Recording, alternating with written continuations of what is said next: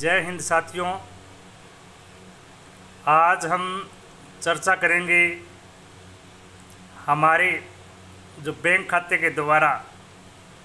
ATM जारी किए जाते हैं उस एटीएम के अधिकार के बारे में। साथियों, हम जब किसी न किसी बैंक में अपना खाता खुलवाते हैं तो लगभग लोग खाता धारक हैं, वो अपनी सुविधा अनुसार उस बैंक खाते से एटीएम की सुविधा प्राप्त करते हैं। ये एटीएम जब हम किसी भी बैंक से प्राप्त कर लेते हैं और जिस दिन हमें बैंक एटीएम पिन नंबर सहित जारी कर देता है और हम उसका पहला ट्रांजैक्शन कर लेते हैं, उसी समय से ही हमारा है उस एटीएम कार्ड का बीमा है वह प्रारंभ हो जाता है। लेकिन जागरूकता के अभाव के कारण इस बीमे की सुविधा अत्यधिक ग्राहक है वो नहीं ले पाते हैं। यदि किसी भी बैंक में अपना खाता है, चाहे वह बैंक प्राइवेट हो,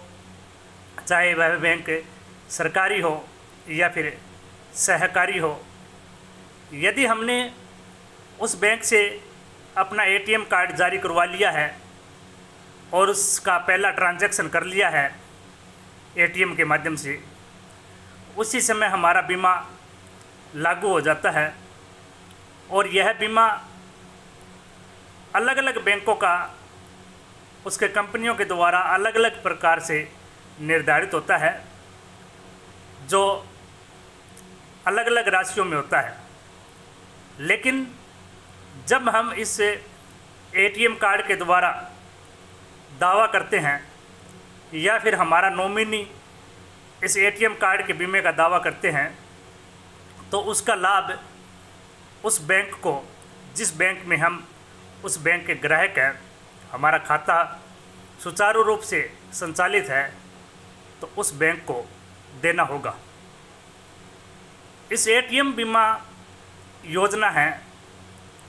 वह सभी बैंकों में सभी ग्राहकों के लिए लागू है, चाहे वह बचत खाता हो, चाहे वह चालू खाता हो। यदि हम किसी भी प्रकार के एटीएम से ट्रांजैक्शन करते हैं और हम दावा करते हैं तो शर्त यह है कि जिस दिन कोई भी दुर्घटना हो जाती है या इस दुर्घटना में किसी खाताधारक की मृत्यु हो जाती है या वह पूर्णतः स्थायी रूप से विकलांग हो जाता है, उस विकलांगता की श्रेणी में दोनों आंखों से दृष्टि खो देना या पक्षाघात, लकवा हो जाना, दोनों हाथ और दोनों पैर के अंग है वो नष्ट हो जाना आदि शामिल किए गए हैं। इस योजना में सामान्य दुर्घटना का भी बीमा होता है, लेकिन वह लगभग 2% से लेकर के 75% तक होता है। और यदि स्थायी विकलांगता हो जाती है या मृत्यु हो जाती है तो उसका 100% बीमे के दावे का भुगतान बैंक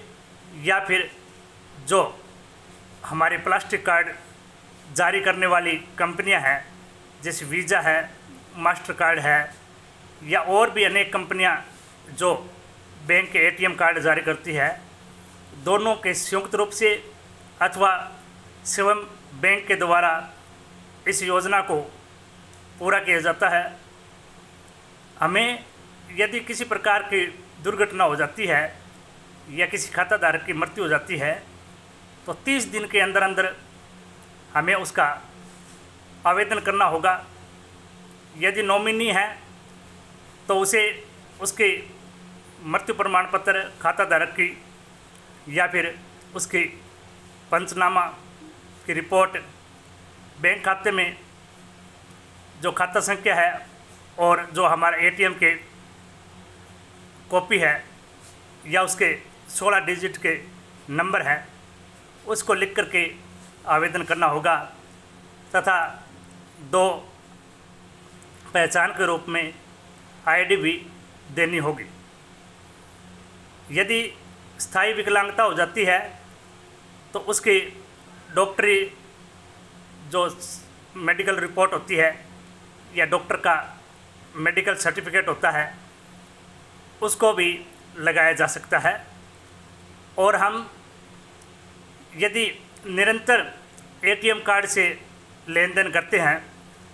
या फिर दुर्घटना से लगभग 45 दिन की अवधि तक हमारा ट्रांजैक्शन उस एटीएम कार्ड के द्वारा हो तो हम उसको पूर्ण रूपेण से दावा कर सकते हैं और हमें समस्त प्रकार की जो दावे के प्रपत्र हैं वो बैंक के माध्यम से 30 दिन के अंदर अंदर उस बैंक शाखा को जहां हमारा खाता है या हमारे जो भी खाता धारक है, जो नॉमिनी है उसका, उस खाते में उसको आवेदन करना होगा। और इसकी जो समय सीमा है वह अधिकतम 90 दिन की होती है, जो बैंक है अपनी संपूर्ण रिपोर्ट के माध्यम से उसको पूर्ति करती है। और चाहे वह बैंक भुगतान करे अथवा जो हमारा कार्ड जारी करती है वह कंपनी या फिर बैंक और कंपनी संयुक्त रूप से भुगतान करे, उस ग्राहक को भुगतान दिया जाता है। तो जो भी हमारे साथी है वो किसी भी बैंक खाता में अपना एटीएम रखते हैं और उसको समय समय पर ट्रांजैक्शन करते हैं, उसको चलाते रहते हैं। बैंक खाते में यह ज़रूरी नहीं है कि आप पैसे निकालते हो तभी उसको लागू किया जाता है, आप जमा करवाते हो तब भी वह प्रतिक्रिया है वो 45 दिन की अवधि की मानी जाती है। उससे हमें यह फ़ायदा मिलता है कि हमारा बीमा स्वतः ही हो जाता है, हमें किसी प्रकार की कोई अलग से राशि नहीं देनी पड़ती। कुछ से जो कंपनियां हैं और बैंक है, चाहे वह बीमा कंपनियां हो, चाहे वह बैंकिंग सेक्टर की कंपनियां हो, चाहे वह शेयर बाज़ार की कंपनियां हो, चाहे वह नेटवर्किंग सेक्टर की या डायरेक्ट सेलिंग की कंपनियां हो, हमारा जो आवेदन करती हैं, हमें जो बेनिफिट बताती है, फ़ायदे बताती है, तो वो सभी के सभी जो फार्म हैं, आवेदन फार्म है चाहे क्लेम फॉर्म है, वो क्या होते हैं, अंग्रेजी में होते हैं। तो कुछ लोग उन फार्म की संपूर्ण गाइडलाइन, उनके रूल्स एंड रेगुलेशन पढ़ नहीं पाते हैं। यदि ऐसा आपको असुविधा होती है तो कोई भी व्यक्ति के द्वारा या फिर उस संबंधित ब्रांच के द्वारा आप इसका ट्रांजैक्शन जो हिंदी ट्रांसलेशन करवा सकते हैं और उसकी संपूर्ण गाइडलाइन को आप जान सकते हैं। सभी जो कंपनियां हैं अपनी गाइडलाइंस जारी करती है, तो हमें अत्यधिक जागरूकता रखनी चाहिए तथा चाहे वह बैंक हो, चाहे वह बीमा कंपनियां हो, चाहे वह नेटवर्किंग हो, चाहे वह डायरेक्ट सेलिंग हो, चाहे वह शेयर बाज़ार की जो आप फॉर्म आवेदन करते हो, तो उसकी संपूर्ण जानकारी यदि आप उसे उपलब्ध नहीं हो पाती है, उसके गाइडलाइन आप नहीं पढ़ पाते हो, तो आप गूगल जो लेंस होता है उसके द्वारा भी उसका हिंदी में या आप जो भी भाषा समझना चाहते हो, जो आपको भाषा आसानी से समझ आती है, उसमें ट्रांसलेशन करके और पूरा जो अध्ययन है करके आपको